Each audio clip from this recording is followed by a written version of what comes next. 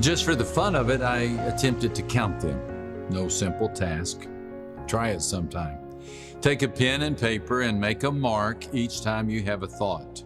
I'm hungry, mark. Looks like rain, dash. Was that supposed to feed the dog? Dot. Thoughts are everywhere. You know them. You hear them. They are the internal narrator who calls play-by-play on our deeds. And we are the sum of them. We are what we think. A fact which elevates the power behind this promise from Scripture. Do not be conformed to this world, but be transformed by the renewal of your mind. In the Greek language, the word transform is metamorpho, from which we translate the noun metamorphosis. Anyone who paid attention in science class remembers the process of turning a caterpillar into a butterfly is called metamorphosis. God promises you an even greater transformation. The thoughts that have characterized your past need not characterize the rest of your life. God has not left you alone in this battle of the mind. He loves you too much to let you lead a life marked by poor thinking. He made your brain. He can retrain your brain. How? Well, I find 3 tools to be especially helpful. An ancient trio of strategies that I know well and I know work well. What are these tools? First, practice picky thinking. Paul wrote, "The weapons we use in our fight are not the world's weapons, but God's powerful weapons, which we use to destroy strongholds. We destroy false arguments. We pull down every proud obstacle that is raised up against the knowledge of God. We take every thought captive and make it obey Christ." The implication is clear. The battle is on. It's a high-stakes contest for the health of your mind. At issue are the strongholds that have a strong hold on your life. The term used in the Bible has a dual meaning. First, it refers to a prison. It keeps people in. The word can also be translated as fortress. It keeps people out. Strongholds, or unmanaged thoughts, do both. Wouldn't it be great to destroy them? The image Paul presents is that of a warrior, a soldier, a fighter.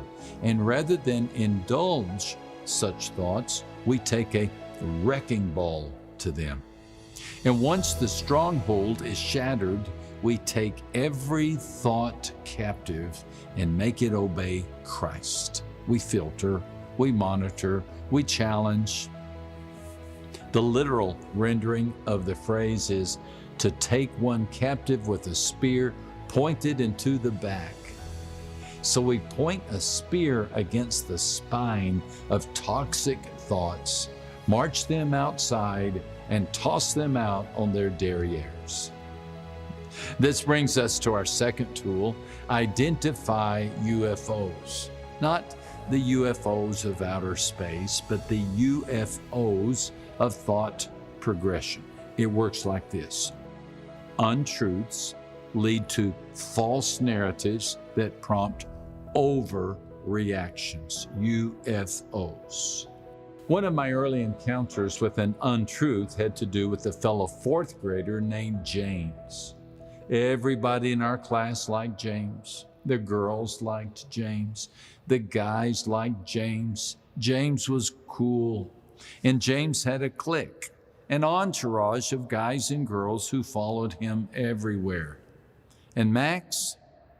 Well, Max didn't make the guys laugh or the girls swoon. Max wasn't part of James's clan, so I concluded Max is not cool. Call it a lie, a false assumption, but for the sake of this acronym I'm showing you, call it an untruth. Satan traffics in untruths. In fact, the greatest weapon in his arsenal is untruth. Fourth grade Max didn't know how to fight back. Maybe you don't either. But if you don't retaliate, these untruths create the F in UFO, which is a false narrative. A narrative is a message that plays in your mind. It is the way you see yourself and what you say to yourself. Do you know anyone who seems to be incurably irritable, cranky, or melancholy? Well, I would bet $1 to a donut that a negative, intrusive thought loop dominates their thoughts. I'm such a loser. I messed up again. It's me against the world. The untruth has dredged a rut in that person, and the rut has resulted in a false narrative. And that false narrative, left unchecked, will define how that person sees themselves and what they say to themselves. In time, the untruth that created a false narrative will lead to the O in UFO, which is an overreaction. Shadow came across a man's face recently when he learned of my profession. "Don't talk to me about religion," he blurted. Turns out that he, like many people, had a bad experience with a clergyman. It had something to do with getting called out as a teenager for misbehaving in church, and the event left a mark. He extrapolated the pastor's action to include all ministers, and untruth entered his world. Pastors are unfair. The untruth led to a false narrative. Religious leaders mean to harm, not help me. And this led to an overreaction. I'll never have anything to do with the church. So the man had closed himself off to faith because of a single event. There were certainly more contributors. Perhaps his parents maligned the church. Maybe he crossed trails with a huckster. Whatever the cause, the reaction was an overreaction. So, what about you? Any aliens messing with your mind? If so, practice picky thinking. Identify UFOs, and then, tool number 3, uproot and replant. My dad put me in charge of taking care of our lawn when I was 12 years old. My assignment was to eliminate the grass burrs. I hope you never have a run-in with a grass burr. They grow on a stalk that rises some 4 or 5 inches out of the ground. My brother and I would throw them at each other. We were such loving siblings. Ouch! Grass burrs are not fun. My dad was smart to tell me to deal with them. I, however, was not so smart in the way I chose to do so. I cranked up the lawnmower and cut them down. Dad came home to a freshly cut lawn with no weeds in sight. Yet, days later, when the blades of grass returned, the grass burrs returned with them. Dad proceeded to give me more detailed instructions. He took a garden spade, got down on his knees, and dug up a weed, then another, until he had a small stack of extracted grass burrs ready to be thrown out. He then handed me the spade and said, "Pull them out." Well, your toxic thoughts are like those grass burrs, and they prompt a predictable chain reaction, untruths that lead to false narratives that result in overreactions. UFOs. They stick, they prick, they hurt, they agitate and aggravate, they sour your mood, they load your life with unnecessary weight. So, yank them out by the roots. My dad handed me a garden spade. Your Father gives you His Word. He invites you to treat the lies of hell with the words of heaven. Jesus showed us how. Remember how Satan assaulted him with untruths? In the wilderness, Satan said, "If you are the Son of God." Now, why would Satan say this? Well, because he knew what Christ heard at the baptism. This is my beloved Son, in whom I am well pleased. Are you really God's Son? Satan asked. Then came the dare. Prove it. Prove it by doing something. Satan did not denounce God. He simply attempted to sow seeds of doubt in Jesus' mind.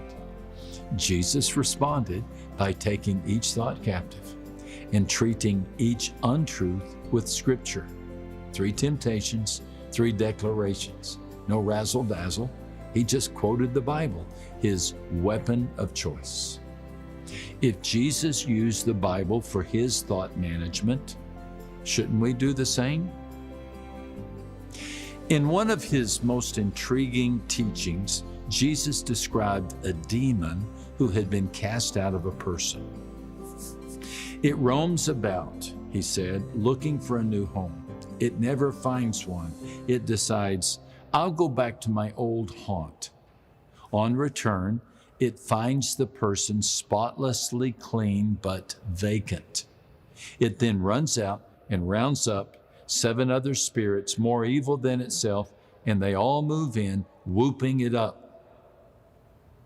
Jesus envisions a person who has said goodbye to the former life. The demon, no longer welcome in this updated heart, goes in search of a new address. Not finding one, it returns to its former residence and finds it spotlessly clean but vacant. The key word is vacant. The heart is unoccupied. The person has tidied up and not replaced the old furnishings with new. He has just enough religion to be unhappy. She has an exterior appearance, but little to no inward power. The demon sees no barrier, alerts its buddies, and they show up with a keg of chaos. A swept but unoccupied home results in a haunted heart. You see, to clean out the old is wonderful, but to usher in the new, that's essential. Uprooting weeds of lies is necessary. Replacing them with truth is vital. The implied command of Christ is to fill the house, to refurnish our hearts with the gospel, to decorate our walls with Scripture, to ruminate, meditate, contemplate, and fixate our thoughts on His truth. This is our Tame Your Thoughts toolkit. Practice picky thinking. Just because you have a thought, you don't need to think it. Identify UFOs and untruth leads to a false narrative that creates an overreaction. Uproot and replant. Rather than let the untruth grow, give the lie a tug and replace it with God's truth. One final thought about thoughts. To think about thoughts is great, but to think about the way God thinks about us, even greater. The psalmist wrote, "How precious it is, Lord, to realize that you are thinking about me constantly. I can't even count how many times a day your thoughts turn toward me. And when I awaken in the morning, you are still thinking of me." God never stops thinking about you. And He thinks not thoughts of condemnation and judgment, but thoughts of love and adoration. He will turn all those thoughts that run through your mind every day into countless opportunities for your day to be better and your life to be happy.